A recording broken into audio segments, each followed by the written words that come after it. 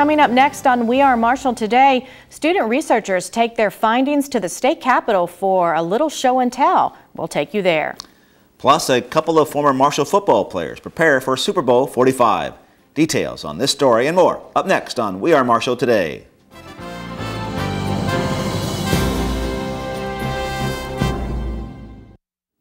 Hello and welcome to We Are Marshall Today. I'm Leah Clark-Payne. And I'm Dan Hollis.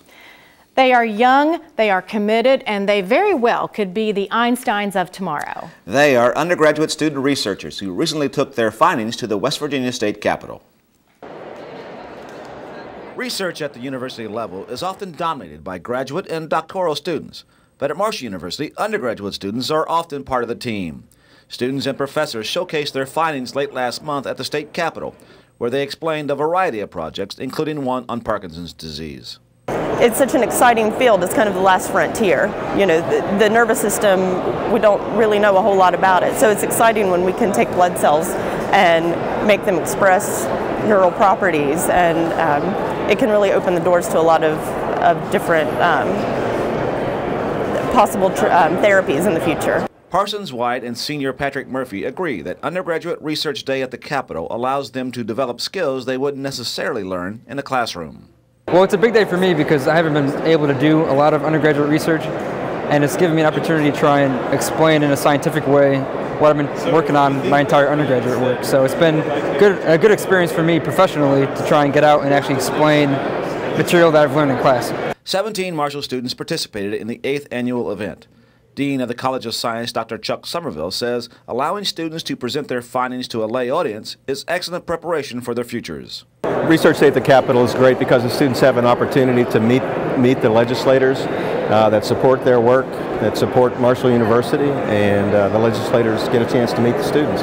They can see where their dollars go, and you know, these kids are doing great research, and it's really nice for the state to have a chance to see what their tax dollars support. Marshall students presented research in nearly a dozen areas, including engineering, biochemistry, and anthropology.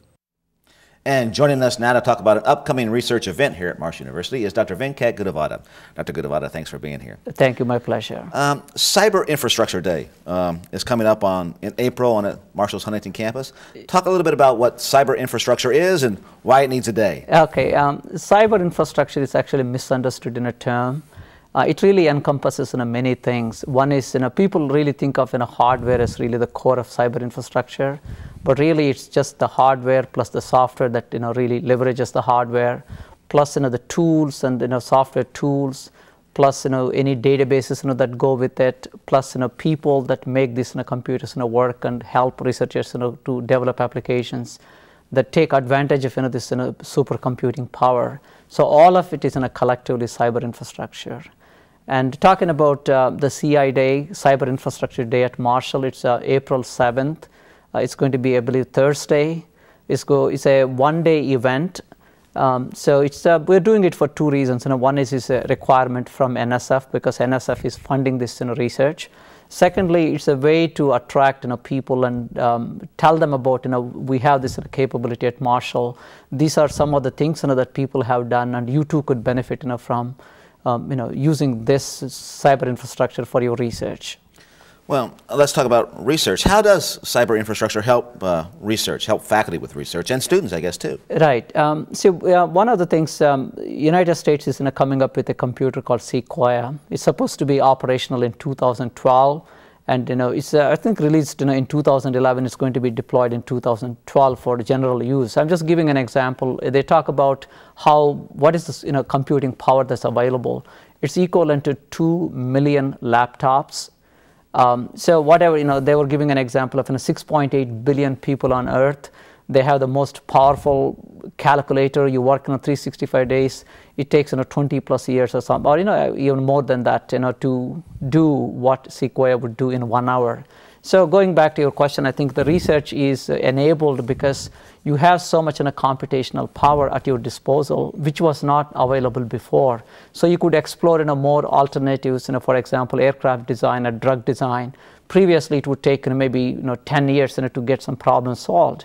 That's not really going to help. If I could solve the same problem, which would have taken 10 years in 1 hour, I could explore more alternatives. So drug design, automobile design, aircraft design. several things are possible. It opens up in a lot of new opportunities. Well, will Cyber Infrastructure Day feature some research by faculty? Right. We have 6 faculty presentation. Actually, it starts with an address by President Kopp. Then we have Vice President for Research. He's going to open the conference. We also have Jan Fox, who is a senior VP. She's going to give a talk. We also have a visiting, actually a guest from University of Arkansas, Doug Spirot. He's going to talk about, he's a mechanical engineering professor. He's talking about atomistic simulations.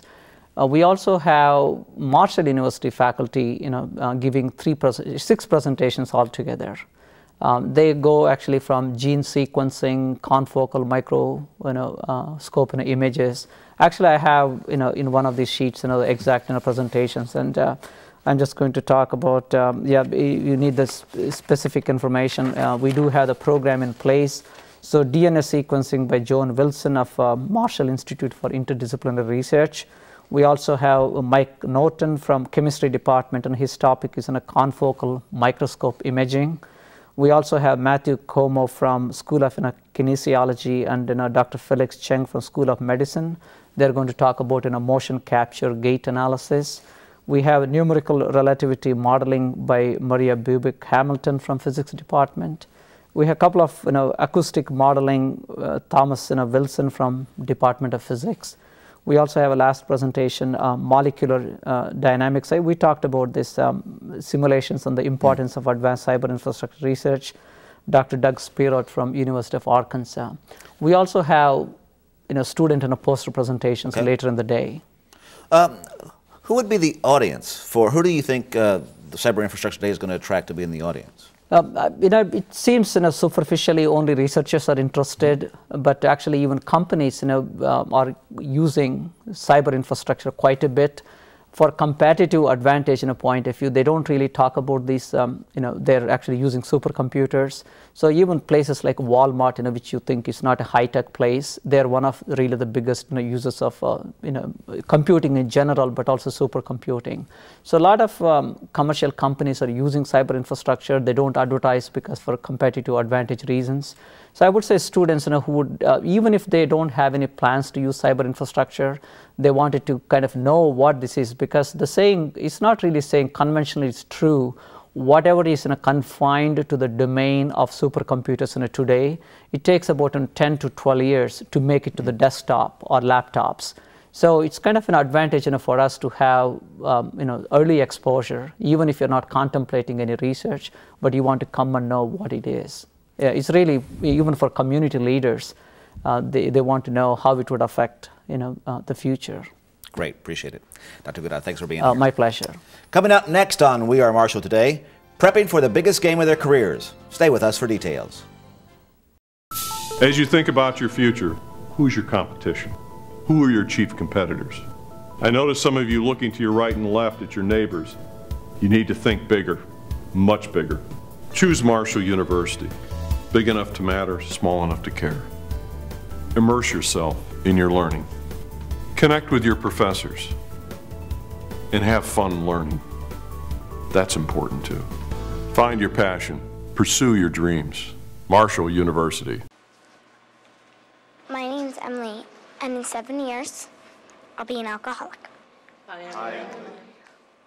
I'll start drinking in 8th grade, but my parents won't really notice because I'll do okay in school and everything will seem okay, but everything won't be okay. Kids who drink before age 15 are 5 times more likely to have alcohol problems when they're adults. So start talking before they start drinking. Marshall University Career Services. We help Marshall students. I'm a freshman at Marshall University, and I had no clue what I wanted to minor in yet, but when I sat down with the people at Career Services Center, they really helped me to figure out what my goal was and what I needed to do to get there. Through my connections with Marshall University's Career Services, I was able to obtain a job. Because of Marshall Career Services, I was able to get that internship. If you're a Marshall student, we're here to help you. Marshall University Career Services. We are getting the herd hired. If you're wondering about the world's tallest building or the best way to build a bridge, a great place to find answers is an engineering conference.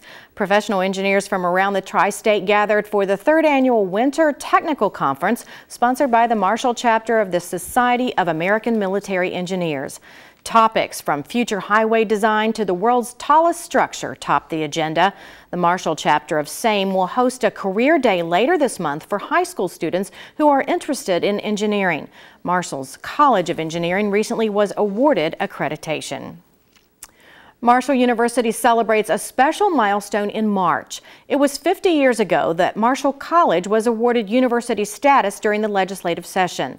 The university is planning special activities for the week of March 1st, including Marshall Day at the Capitol. A special photo exhibit and website are being developed to mark the anniversary, as well as some other promotions. If you were a student in Marshall in 1961 and would like to share your memories, please email Marshall's Office of Alumni Relations at pelfrey@marshall.edu. Your memory could become part of the Marshall story. Marshall University alumni around the nation were thrilled with the recent basketball victory over West Virginia University in the annual Capital Classic.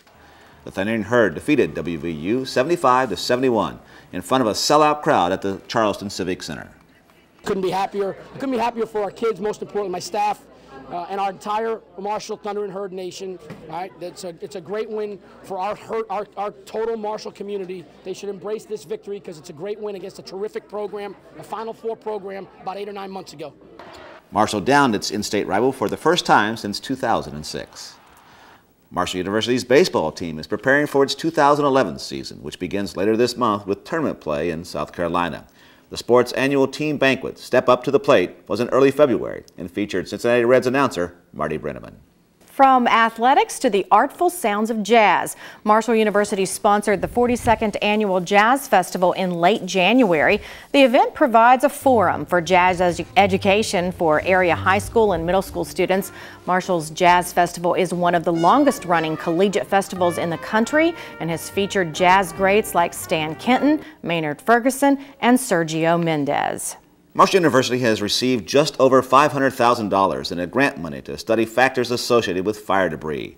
The National Institute for Justice awarded the money for a 2-year project, which will eventually help scientists better understand the patterns of fire debris. Forensic chemistry professor Dr. Graham Rankin will lead the study. Personal safety on college campuses is of utmost importance to everyone associated with higher education. And that's why every month here at Marshall University there is a concerted effort to educate the campus community. Amanda White is a full-time campus advocate with Contact, the area's rape crisis center. White has been busy the last few months organizing educational seminars and helping women learn the ABCs of personal safety on campus. But we also do a program called Welcome to the Party that we do a lot on campus, and what that is a program to teach awareness in social situations. And we show a video that lasts about 40 minutes and then just do activities that coincide with the video about how to be a good bystander and how to avoid risky situations, especially when alcohol is involved. Being prepared for the unexpected is one of the best ways to stay safe on campus. White says something as simple as programming the university's helpline into a cell phone can save valuable minutes in a risky situation. Additionally, she recommends students take a course in self-defense. For any Marshall female student who has the ability, I would also suggest to take the Rape and Aggression Defense class, which is the RAD defense system with the Marshall Police, because it's through that class where they'll be taught to be more aware and to be really more paranoid about different things that are going around them, but for a good end, so that they are ready to defend themselves or are ready to escape a risky situation as soon as they notice it. Sexual assault, stalking, cyberstalking, and different types of harassment are all crimes. White says students should be aware of the signs and be prepared to fight. Marshall University's emergency number is 696-HELP. Joining us now is Leah Tolliver, who is coordinator of the Women's Center here at Marshall University. Leah, thank you for being here. Thank you for having me. You're welcome. Tell me a little bit about yourself and what you do here at Marshall.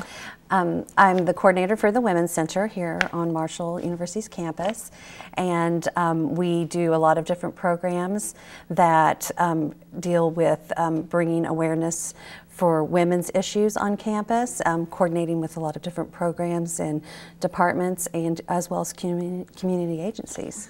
Do you, you obviously have an interest in that. Have you always worked in the Women's Center, or tell me a little bit about your background? Well, after I graduated from Marshall University with a counseling degree, I started working with Contact's Rape Crisis Program here in Huntington, and then moved, life takes you places, and we moved to Connecticut, and I worked for a sexual assault crisis program there. And then in '96, I had the opportunity to come back and work at the Women's Center here at Marshall, and I was really glad to be able to do that.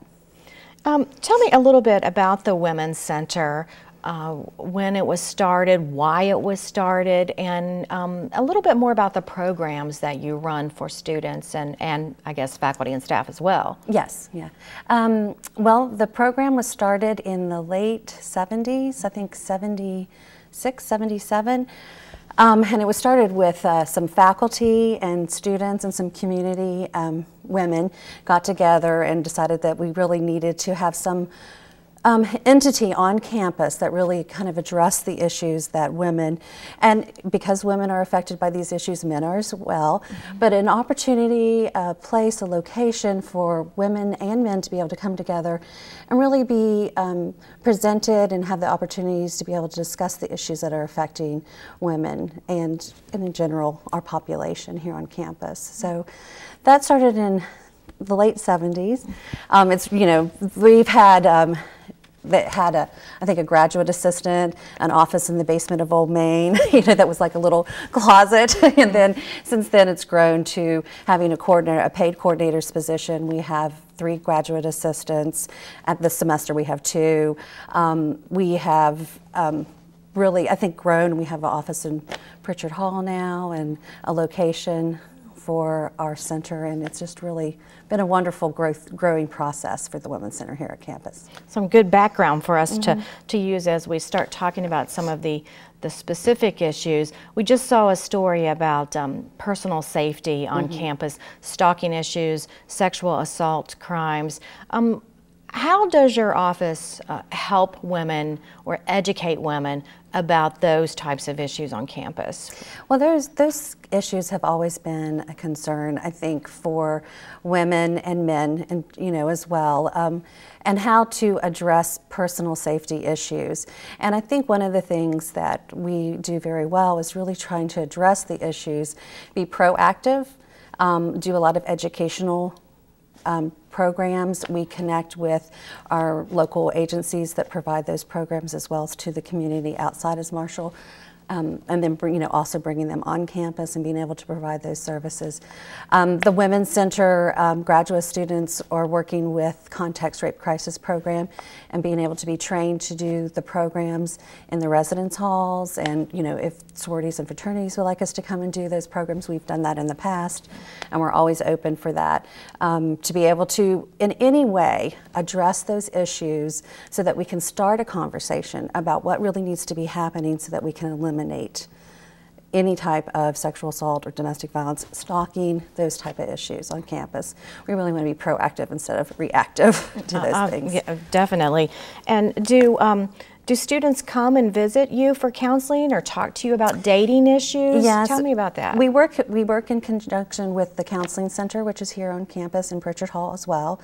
And if somebody is having questions about, let's say, a relationship issue that has to do with, whether or not it's an abusive relationship. I have women who come in and talk to me about, I'm questioning if this is a healthy relationship or not. They don't always say healthy, but if this is good for me, type of thing. And, really having the opportunity, somebody on campus to be able to come into and just have a conversation with about what should I be looking for? What are red flags that I need to be looking at?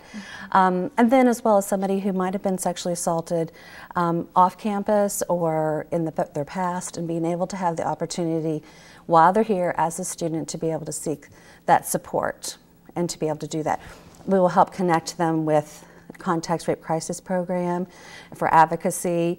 I've gone with people to court before, any way in which we can really help. We want our students to graduate. We want them to be successful, and these are ways that we can have the opportunity to be able to help them in doing those things. The story also touched on stalking, but in today's world, we also have this issue of cyber stalking. So speak to that a little bit. Do you have any cases of that, or talk to women that have experienced those types of issues? I think one of the things is, you look at stalking and you look at, in general, harassment. You have people, I've spoken to women who have had people send them, horrible text messages, and does it qualify as a stalking issue? Have their life been threatened? But they are subjected to these really, outrageous types of comments that they're supposed to, endure, texting, things that have been put up on their, their Facebook accounts, their MySpace accounts, those type of things. There's a lot that I think students in this day and age, with the whole, internet and the social media networks and things like that, that people are being subjected to. We used to have to deal with somebody was upset because somebody wrote something bad about them, a derogatory statement on their whiteboard on their door. Now they're upset because thousands of people see this horrible thing. Just people walking down the hall saw that. Now it's this huge, thing, and that's been all over somebody's, board on their. So you teach them coping skills and ways to rectify situations like that. Exactly, and just in general, you have coping skills that you need, but also, and you don't have to necessarily tolerate those things either. And and ways to protect yourself, to lessen your vulnerability, to be, just in general, be aware. What you put out there goes out to everybody. Well, February is a busy month for you, and spring semester. Do you have some activities coming up that you have? Well, one of the things that we are doing in conjunction with the Women's Studies program here on campus is a Women's Connect series. And we did this last semester, and we're doing it again this semester, and it went really well last semester. It's an opportunity. We invite community agencies on campus to be able to speak to us about their programs, their services, ways in which we can, as marshals, faculty, staff, and students, can connect with our local community agencies that are providing, really wonderful services. And this, on February 9th at 1 o'clock, it's like from 1 to 2. It's in the Memorial Student Center 2E37. Okay.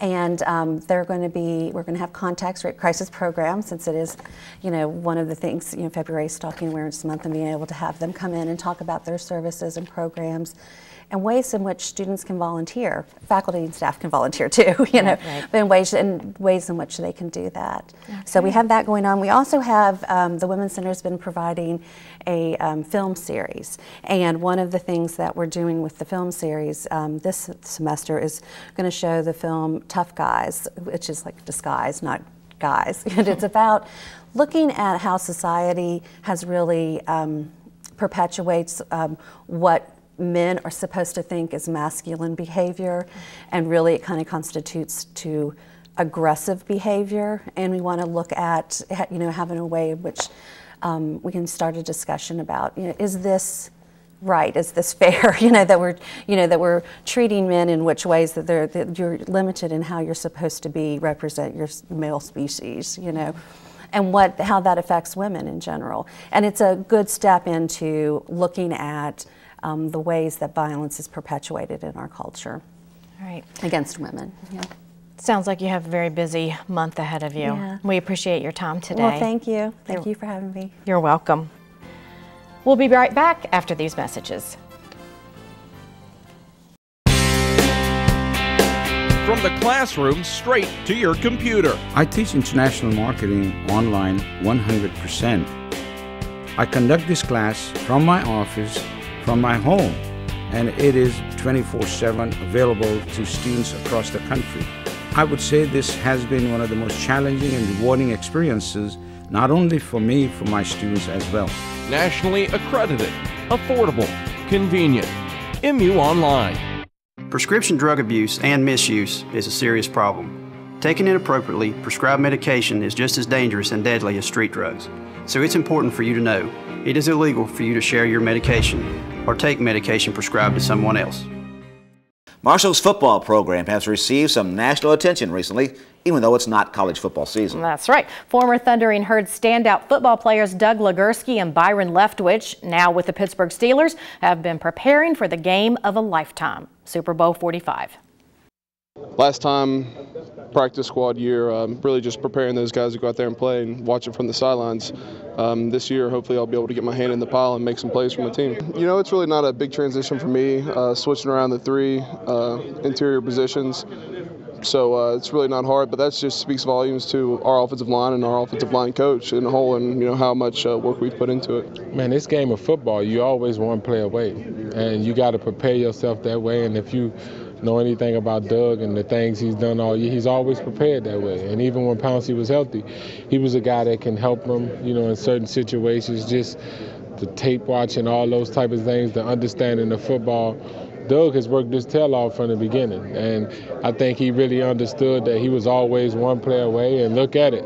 That play happened, unfortunately, for Pouncey. But, you know, we got a game that we got to play on the 6th, and, you know, Legursky going to be the guy leading us there. Yeah, I've talked to a few people. Got a lot of phone calls from people I haven't talked to in a long time, actually. But, you know, they're all proud of me up there, and, you know, I'm just excited to show them a little something. There was a few ticket requests out there, you know.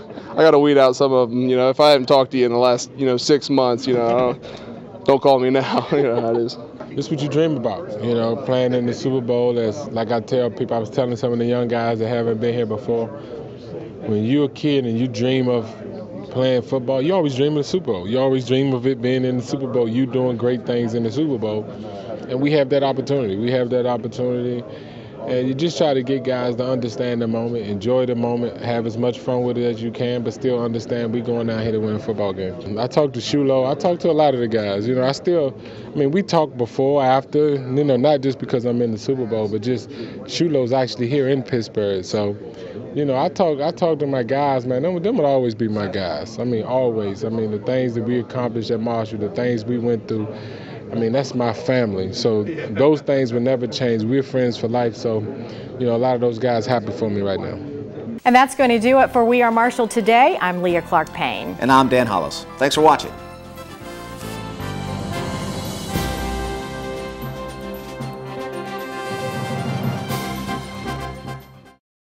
Marshall University Career Services. We help Marshall students. I had a high school resume, but they helped me take those things that I worked on in high school and tailor them to the real world. I came to Career Services to try to find a work study position that was related to my major. And by getting to know their advisors and having my resume on file there, they also helped me find a graduate position. It's never too late to begin career services, whether you're a freshman or a sophomore or a senior, whatever. Marshall University Career Services. We are getting the herd hired.